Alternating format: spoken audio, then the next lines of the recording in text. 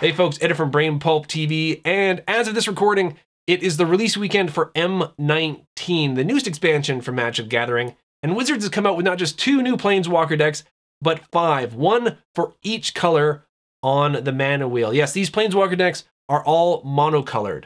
So normally I open these up on, or closer to around the pre-release weekend. I usually pick up the decks then. Wasn't able to do that quite as early as I normally am, so sadly this is a little bit late for the channel, but still, I enjoy opening them up. Hopefully you guys still enjoy watching it. And today we are going to be opening up the mono black Liliana the Necromancer Planeswalker deck. Now, if you've been watching these in order, this is the 5th and final deck of these Planeswalker decks that I'll be opening up. You may hear it in my voice, I'm a little bit hoarse because I've just been talking nonstop for hours now, and yeah, if you haven't watched any of the previous ones, if this is the first one you're watching, then what I'm about to do is open up this box, show you what you can expect to find inside one of these Planeswalker deck boxes. I'm going to go through then every single card, including the Planeswalker itself in this deck, talk a bit about the deck. Then, near the end of the video, I'm going to be opening up the single booster pack that comes with this deck, and then I'll give you my final thoughts on the deck at the very end of all of that. So, now that I've gone through that and told you what I'm going to do, let's crack this sucker open and I'll show you what is inside. I do not have the strongest voice, and this has been an awful lot of talking for me. I do enjoy talking at times, but man, my voice tomorrow is going to be so mad at me. So here we have, start things off, we have the Planeswalker, we have Liliana, that simply named Liliana the Necromancer. I'm going to talk about her in a bit. I'm going to set her aside, and I'm going to show you the box here. I'm going to toss the packaging aside. This is the deck box that comes with these Planeswalker decks, and it does fit sleeve cards. So you can sleeve up this deck, put it in this box, store it away like I do. I have every single Planeswalker deck, which I bought all of them so that I could play against them on the Mana Cave, which is the live paper magic show we do here on the channel. So you're definitely going to see this deck in action eventually on the channel. And here is the deck in question. I'm going to put that over here and talk about the rest of the stuff inside this little package, including the quick reference guide, which is going to be an invaluable bit of information for new players or players who maybe just need a bit of a refresher when it comes to what you can do when in a turn of Magic. We also have the foldout, which is going to have an advertisement on one side, right there. There's the advertisement, and it's going to have some information about Liliana and about the deck itself, and it's going to talk about the terms that you're going to see in on some of the cards, including Flying, Death Touch, Trample, and Trample. Really? Okay, that surprises me. It's not a green deck, so don't usually expect to see a lot of Trample outside of a green deck. And Sacrifice, if I didn't mention that as well too. These used to have the deck list on them. They don't anymore. I find that kind of sad for some reason. I don't know why. I find that so sad, and I bring it up every single time. If you've been watching all these, you're probably sick of hearing some of this. I'm not going to be able to say much of it for very long because my voice feels like it's going. Finally, we have the single pack of Core Set M19. Okay, we're going to get through this, I swear. We have the single pack of Core Set 2019, also known as M19, that we'll be opening up near the end of the video. But for now, I'm going to be setting all this aside, and we're going to start talking about the deck itself and the Planeswalker that comes with the deck. And that Planeswalker is Liliana the Necromancer, which these are all foil, by the way. The Planeswalkers that come with these decks, they're all foil, and this one looks really nice as a foil. The artist did such an amazing job with the special effects, and the foil really makes that sort of shine in this. I don't know if that's being picked up by the camera properly, but it looks really cool from my perspective. Anyways, she's a 5-drop. 3 and 2 black gets you a 4 loyalty Planeswalker. Her +1 ability is players lose 2 life. Her -1 is return target creature from your graveyard to your hand. And her -7 is destroy up to 2 target creatures, put up to 2 creature cards from your graveyard, sorry, not from your graveyard, from graveyards onto the battlefield under your control. So it could be your opponent's creatures as well too in their graveyard. So interesting ability. You don't usually get them up to the ultimate in these Planeswalker decks, but it's definitely a game-changing ability if you can. The other ability she has, lose life, something we've seen her do before, and return cards from your graveyard to your hand. I mean, she's a Necromancer, so that's pretty much what she should be doing. So I'm guessing there's going to be life loss in this deck, graveyard recursion, that type of thing. So I'm also guessing, because this is mono black, there's going to be some straight up removal in this deck. Sometimes conditional, And there's got to be a couple cards which is going to be unconditional removal. There usually is with black. So the black decks in as far as the Planeswalker decks go, a lot of the time are very difficult to play against because they are going to have removal, and removal can be king in these types of decks. One of the things my friend Travis has mentioned about Planeswalker decks is they feel like draft decks in the sense that they're not super powerful like constructed decks, but they'd be a really good draft deck. And in draft, a lot of the time, removal is king. So these Planeswalker decks sort of follow suit with that, especially if you're playing, or pretty much only when you're playing them against each other. So yeah, I do expect some removal. Anyways, we're going to move on to the deck and see if that's true. Okay, so for those of you unfamiliar with how I go about this, I go through all the creature cards in the deck, then the non-creature cards, and I go through in order of converted mana cost. So to start things off, we have a 1-drop creature. It is Diregraph Ghoul for 1 black. It's a 2/2 zombie and enters the battlefield tapped. You're going to get 2 copies of that. Not a bad card, honestly. A 2-drop for 1. Even though it enters tapped, I don't think that's that big of a deal when you're getting it out on turn 1. Then you have Tattered Mummy for 1 and 1 black. It is a 1/2 zombie jackal. When it dies, each opponent loses 2 life. So right away, there's life loss in this deck. And Tattered Mummy, there's 4 copies of that. So that is something very common in with a lot of black cards, is that you like both actually with you and your opponent, because there's a lot of times there'll be a card which requires you to lose life and you gain a benefit.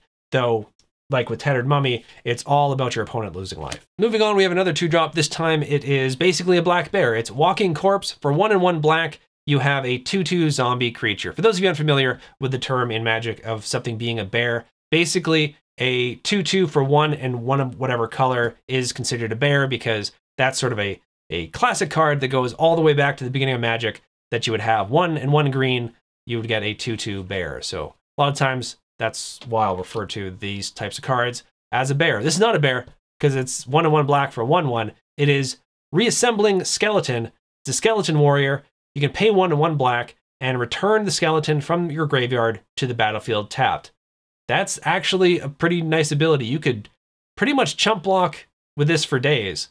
As long as you have the mana up, you could chump block with it. It goes to your graveyard. You could bring it out before the beginning of your next turn, and there it's back. So you only get 1 of that in here. It's an uncommon, but I mean, it could be useful against certain matchups. It can definitely stall your opponent's board unless their creatures have trample. So we have Skymarch Bloodletter, which for 2 and 1 black is a 2/2 vampire soldier. It's got flying, and when it enters the battlefield, your opponent loses 1 life and you gain 1 life.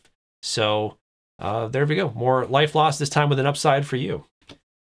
We have Arisen Gorgon for 1 and 2 black. You get a 3/3 zombie Gorgon, and it has Death Touch as long as you control a Liliana Planeswalker. Pretty much every Planeswalker deck has a creature which is somewhat improved should your Planeswalker be on the battlefield. Obviously, this is no exception. You're going to end up with, what, 3 copies of this? Yeah, 3 copies of this. So yeah, it's a decent card. It's a 3/3 for 3, which still isn't, I mean, it's not the greatest thing ever, but it's not bad, especially in black. And yeah, the upside is pretty nice if Liliana is on the battlefield. So here's a classic card from Magic. Gravedigger for 3 and 1 black. It's a 2/2 zombie. When it enters the battlefield, you may return target creature card from your graveyard to your hand. This card has been around forever. I love this card. I love this artwork for this card as well too. You only get 1 copy of that though. Now we have a 4-drop, another 4-drop. It's Skeleton Archer. So for 3 and 1 black, you get a 3/3 Skeleton Archer. And when it enters the battlefield, it deals 1 damage to any target. So that could be a creature or your opponent as well. That could be really useful. I mean, there's a lot of decks where you're going to be facing against weenie creatures that only have 1 toughness. So, and even then, should there be no creature on the board, it's still doing an extra point of damage to your opponent right off the bat. Now we have the first rare card that we've seen in this deck. It is Demon of Let me try that one again. It is Demon of Catastrophes. For 2 and 2 black, you get a 6/6, and an additional cost to cast this spell, sacrifice a creature. It's got flying and trample. Now, we can sort of go back to the reassembled skeleton in this deck, which can keep coming back from the graveyard. So I don't think the sacrifice that you have to make to get this thing on the battlefield, considering it's a 6/6 with flying and trample for 4, is going to really set you back that far. So this seems like a pretty good card for a Planeswalker deck anyways. Next we have a 5-drop, 3 and 2 black, gets you Vampire Sovereign. It's a 3/4 vampire with flying, and when it enters the battlefield, opponent loses 3 life, and you gain 3 life. You can see sort of like the theme that goes on throughout this deck. So these creatures don't even have to attack to start chipping away at your opponent. Matt from Total MTG, he left a comment mentioning that of the Planeswalker decks that he'd seen, because he'd had a chance to sort of open these up early, of all the Planeswalker decks, he sort of thought Liliana's was going to be the most powerful of all of them based on what he saw. And we're not even like halfway through the cards in this deck, and I'm already sort of agreeing with him on this one. So we'll see if this actually gets even better as I move on with the rest of the deck. Speaking of which, we've got a Gravewaker for 4 and 2 black. You have a 5/5 bird spirit. It's got flying. You can pay 5 and 2 black, return target creature card from your graveyard to the battlefield tapped. Yeah, that seems decent. It definitely seems decent. I mean, it's costly, obviously, but the ability is nice. And late game, if you need something with like a mana sink where you got a whole bunch of disposable mana and you can't really cast anything, if this is on the board, I mean, yeah, it's 7 for its ability, but for it to go on the board, it's already like costs you 6. So chances are you're gonna be able to use its ability pretty quickly after it hits the board. Speaking of things hitting the board, we have Meteor Golem for 7. You get a 3/3. It's been in every single one of these Planeswalker decks. Talked about a lot. I do sort of like the design of this card. It's a 3/3 for 7, which is definitely not great. But when it enters the battlefield, destroy target non-land permanent opponent controls. That's very, very important. It's target non-land permanent. So that includes enchantments, artifacts, planeswalkers. It's a useful card. There's just one in this particular deck, though. But I don't think that's going to matter because I'm guessing there's going to be a lot of other removal in this deck. We have, starting off with the first non-creature spell in the deck, Sovereign's Bite. It is 1 and 1 black for a sorcery. Target player loses 3 life, and you gain 3 life.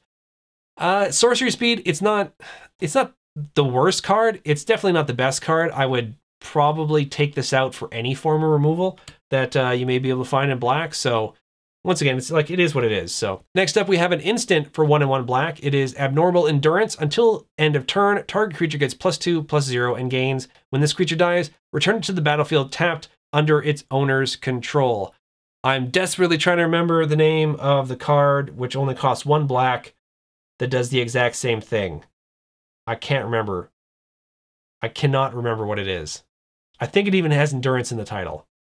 You guys probably know what it is. If you guys can remember this, let me know. I can't remember right now off the top of my head. But yeah, there is another card which does the exact same thing for 1 less. But still, it's a decent card. It's a nice trick which can come out of nowhere and, you know, make your opponent think that he's about to get a favorable trade and then there's no trade at all. So that's always annoying, but not as annoying as Murder. 1 and 2 black gets you an instant, destroy target creature. There's the straight up unconditional removal I was talking about. I didn't know Murder was in this deck. It's fairly cheaply costed for what it does. I mean, granted, it's double black, but this is a mono black deck, so that's going to mean absolutely nothing. So yeah, just some straight up removal. 2 copies of that. That's really going to make a difference in this deck. Next up, you have Strangling Spores for 3 and 1 black. It's an instant. Target creature gets -3/-3 until the end of turn. So that can be important as well too. But once again, like the cost of this, which is a straight up removal versus this, I mean, don't get me wrong, this is going to be useful in this deck. It's still removal. Even if it's not direct removal and you can simply like lessen a creature before a block, it's still good. It's once again, it's not Murder though, but yeah. But what is Murder? Blood Divination for 3 and 1 black. That was a weird sentence. For 3 and 1 black, it's a sorcery, and as an additional cost to cast the spell, sacrifice a creature, draw 3 cards. So there we go, a bit of card draw. I really, really like card draw. It's one of the reasons why I like blue so much. Black, I think black, and I mean, I haven't done a study on this. I think black comes in second for card draw abilities. I think it's ahead of red, which has some card draw abilities, but usually requires you to discard stuff. But yeah, black, you usually have to pay something. In this case, it's a creature. A lot of time it's life. But yeah, some card draw. Not going to sneeze at that. And then you get 2 copies of that in the deck. Next up, we have yet another one of the rare cards in the deck. I think this is the last rare card that we're going to see in the deck. It is Liliana Spoils. It is 3 and 1 black for a sorcery. Target opponent discards a card. This is another classic ability with this color to make your opponent discard cards. But there's more with this one. Look at the top 5 cards of your library. You may reveal a black card from among them and put it into your hand. Put the rest in the bottom of your library in a random order. These replace the tutor cards from the previous Planeswalker decks, which would allow you to search for your Planeswalker specifically in your library or your graveyard and put it into your hand. For this deck, this is, I think, way better because, I mean, it's always great to be able to get your Planeswalker. Don't get me wrong. I've mentioned this with all the other Planeswalker decks. These ones have more versatility in the fact that they can pick any or search for any card of a specific color. And in the case of Liliana's deck, with the removal we've seen so far, you can pay for and grab Murder when you really need it, and it's only going to cost you 3 more. So even if you can't cast it that turn, you can find an answer with this card, almost guaranteed to whatever problem is going to be ahead of you. So yeah, even if you can't find Liliana, you're still going to be finding something super useful with this deck. I definitely think this card is... I wasn't sold on these types of cards until now, and now I haven't had a chance really to play with them yet, but just the more and more I think about them, the more and more I like the design of these cards versus the other tutor cards. So that's just personal preference. If you guys feel differently, that's absolutely wonderful. You can let me know in the comments section below what you think, and I would love to read it. Now we've got for 5, for 3, and 2 black, we have Lich's Caress. Destroy target creature, you gain 3 life. So, I mean, once again, this is way more costly than Murder. Well, it's not way more costly, it's 2 more mana, but still, destroy a creature and you gain 3 life. So even more removal in this deck. This deck is going to be a pain to play against with any sort of creature-based deck. So yeah, and this is the final non-land card in this deck. So that just leaves us with 26 swamps. They put 26 basic lands in each of these decks, unless I miscounted on one. But yeah, which I think is a bit high. But yeah, like you can change that. That's one of the things you can change. I'll talk a bit more about the deck and my final thoughts on it in a little bit. But for now, we're going to get to what I like to consider the dessert of these Planeswalker deck openings, and that is the single pack of Core Set 2019. Yes, M19, the one single pack that you get with these Planeswalker decks. I'm going to be opening this up right now, and we're going to see what we find inside. Okay, so a couple things. I mean, this is now the 5th pack of this I've opened up. I haven't opened up anything super, super amazing, though I have found a couple rares that I was going to get anyways, so I'm kind of happy about that. But one thing I have noticed is that the randomization with the commons seem to be less than random with certain packs. This one's starting off with a card I don't think I've seen at all. So this is, I'm going to read off each of the cards. I'm going to read off the uncommons and rares fully, but just read off the titles of the common cards because there's just one pack, so why not? It's Frilled Sea Serpent, Lava Axe. I used to draft this card all the time. And then finally someone said, it's really not that great to draft. And yeah, eventually I sort of learned that it's not. I mean, it's maybe a little bit better now because it can do damage to Planeswalker as well too, but you'd have to know if your opponent had a Planeswalker. But yeah, I used to draft this so heavy or so high in my picks. And yeah, I was shown the error of my ways. It's not the worst card ever, but it's definitely not a high draft pick. We have Knight of the Tusk, Gearsmith Prodigy, Mind Rot, Daggerback Basilisk, Marauder's Axe, Cavalry Drillmaster, Shock, Naturalize. I've mentioned this before. Love this artwork. Would love to get this card in foil. Our first uncommon is Lightning Mare. For 2 red, you get a 3/1 Elemental Horse. This spell can't be countered. Oh, it's the bane of all blue players. Lightning Mare can't be blocked by blue creatures. Pay 1 red. Lightning Mare gets +1/+0 until the end of turn. Reassembling Skeletons, which I won't read off because we've already talked about that because it is in this particular deck. And then our final uncommon is Sift. For 3 and 1 blue, you get a sorcery, draw 3 cards, then discard a card. And our rare card is Alpine Moon. For 1 red, you get an enchantment. As it enters the battlefield, choose a non-basic land card name. Sorry, choose a non-basic land card name. This is the tail end of a long recording session, so I do apologize. Lands your opponent control with the chosen name lose all land types and abilities, and they gain tap, add 1 mana of any color. So it's similar to Blood Moon, but not quite. It's sort of like an updated version of Blood Moon. So Alpine Moon, there you go. And we have Stone Quarry as our land. It enters the battlefield tapped. You can tap it for either red or white. And then finally, a Soldier token. Now, speaking of tokens, and if you've seen the other Planeswalker deck openings, you know what's going to happen here. I have a Token of the Month club that I started through Brain Pulp. Each and every month, there is a new token created exclusively for Brain Pulp TV, and you can sign up to get between 1 to 10 copies of it sent to your door each and every month. There will be a link taking to a video that talks more and more about this particular club. And there's going to be a link in the description below that will take you to a place where you can sign up to join the Token of the Month Club. So there you go, folks. That is it for my spiel. Now let's go into my final thoughts about the deck. Okay, so now that I've opened up all 5 of these Planeswalker decks and had a chance to sort of look them over and assess them, first I'll start off by saying what I've said, I think, with all of them so far. These are not going to take tournaments by storm. They're not powerhouse decks. They're not even at the level of like challenger decks. Challenger decks were really, really good standard decks that came right out of a box. These decks are for more casual players. You can augment them, but even then you'd have to do a lot of work, almost completely gut them to have them even come close to being worthy of facing off against something like a challenger deck. So don't expect a whole lot from them, but if you're willing to take them for what they are, these Planeswalker decks, you can still have a lot of fun with them.